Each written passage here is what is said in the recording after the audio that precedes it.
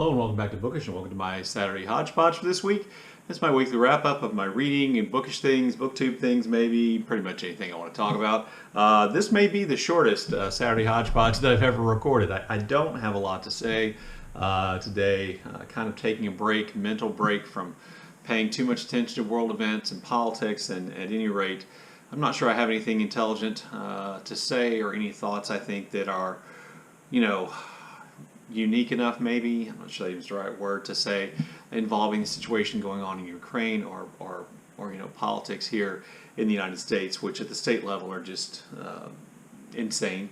I did want to make my Hodgepodge video, and I did want to talk about a little bit of stuff. The other reason why I don't have a lot to say is I haven't been reading a lot. As I was afraid, I kind of went into a reading slump here at the beginning of the month, and now I think today will be the 11th or the 12th when you see this. And I really haven't read much. I finished the fourth of my BookTube prize books, which I have to be honest with you, this one was much better than the first three that I read. Not giving away my group or the titles of the books yet until we can do all that and release our videos. I like to kind of save it for that. This book was much better. Clearly, there's no doubt that this book, since I've read 4 of the 6, this book will be in the top 3. It's just a matter of where in the top 3 it will be.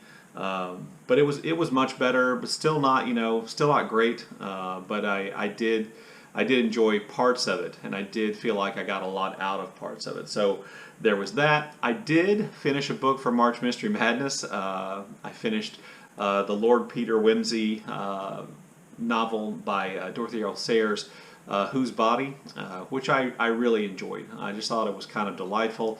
Lord Peter Wimsey's character is both silly and frustrating and egotistical, and at the same time there's an element of pain and suffering that he's going through that comes through in the stories.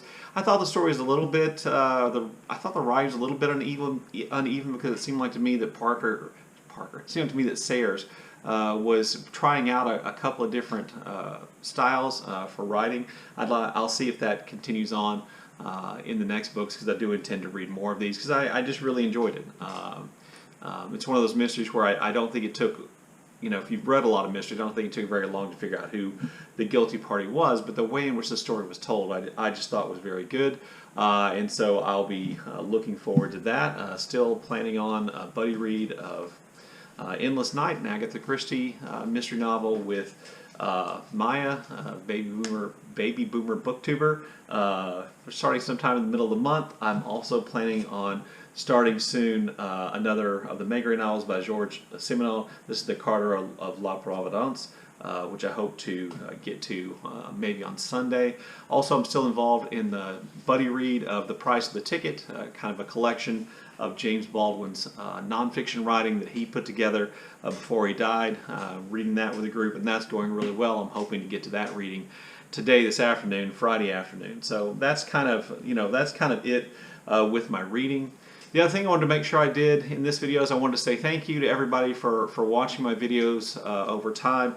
Over the course of the time I've been on BookTube, I kind of reached a milestone in terms of monetization, or at least I think it's a milestone in terms of monetization of my channel, and that is that my channel just passed $1,000 earned through monetization. And if you're trying to keep track of how much money then I make from BookTube, I think I've been monetized for about 2.5 years, and in that 2.5 years I've made $1,000, and that money has all been donated to charity.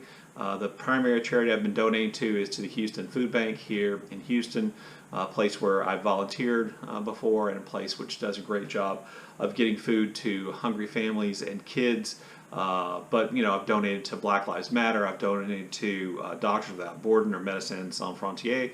I've donated to St. Luke's Children's Hospital for cancer research, places like that. And you watching part or all those one of those 15-second ads that comes at the beginning of my videos, that's where that money, or that your time creates the money that I'm able to give to those charities. I want to say thank you for that. That in addition to other giving that my wife and I do is really rewarding.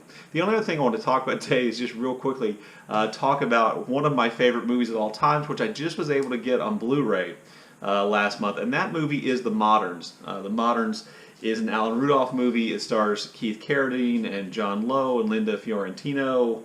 Wallace Shawn's in it. Geraldine Chaplin's in it, and it's basically set in Paris during the 1920s. So it's set among the expatriate community of Americans in Paris, and it's a little bit light on plot and a little bit silly, but I've always just loved it. I love the style of the movie. I love how it brings up questions about the value of art and what is and isn't art.